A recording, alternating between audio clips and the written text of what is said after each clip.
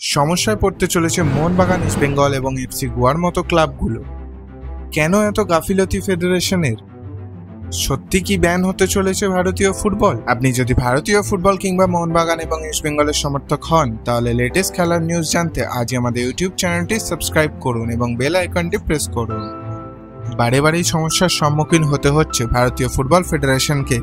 একদিকে নিয়ম ভঙ্গ করেই ফেডারেশনকে চালিয়ে যাচ্ছে একটি দল, আর তাদের জন্য সমস্যায় পড়তে হচ্ছে ভারতের ফুটবল ক্লাবগুলিকে। কখনো আইএসএল নিয়ে, কখনো আই লিগ নিয়ে, কখনো আবার তারা নিজের মনের মতো করেই ফুটবল ক্যালেন্ডার করে দিচ্ছে। সত্যি কি ফিফা ব্যানের মুখে ভারত? মোহনবাগান দল পুরো দমে প্রস্তুতি শুরু করে দিয়েছে এফসি চ্যাম্পিয়ন লিগ 2 এর জন্য। প্রতিদিন তাদের প্রস্তুতি দেখে এটাই ধারণা করা যেতে পারে যে সবুজ মেরুন ব্রিগেডের পাখির চোখ এখন FC champion league 2। Jason Cummings থেকে ম্যাকলারেন, দিমি পেত্রাতস থেকে শুরু করে লিস্টন কোলাসো সবাই ট্রেনিংয়ে নিজেদের নিংড়ে দিচ্ছে প্রতিদিন, কিন্তু সবটাই যেন বৃথা। অল ইন্ডিয়া ফুটবল ফেডারেশনকে মঙ্গলবার রাতে কড়া হুঁশিয়ারি বার্তা পাঠিয়েছে বিশ্ব ও এশিয়ান ফুটবলের নিয়ন্ত্রক সংস্থা ফিফা ও এএফসি। এআইএফএফ কে পাঠানো চিঠিতে আগামী 30 অক্টোবরের মধ্যে নতুন সংবিধান প্রণয়ন করে নির্বাচন আয়োজনের আহ্বান জানিয়েছে ফিফা। ওই সময়ের মধ্যে নির্বাচন না হলে ভারতকে সব ধরনের ফুটবল থেকে নির্বাচন পাঠানো হবে বলে সতর্ক করে দিয়েছে। ঠিক তেমনটা হলে মোহনবাগান দল এবং এফসি গোয়া কোনোভাবেই এএফসি খেলা হবে না, তাদেরও এফসি 2 থেকে বাদ দিয়ে দেওয়া হবে।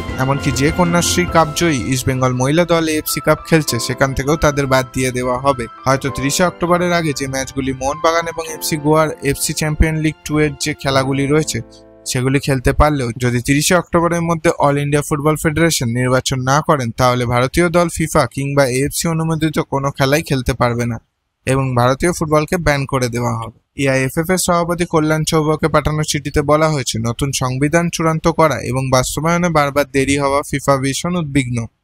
2017 সালে সুপ্রিম কোর্টে বিষয়টি ওঠার পর থেকেই ঝুলে আছে। বারবার অনুরোধ করা সত্ত্বেও এআইএফএফ এর স্পষ্ট এবং স্বচ্ছ প্রশাসনিক কাঠামো তৈরি করা হয়নি।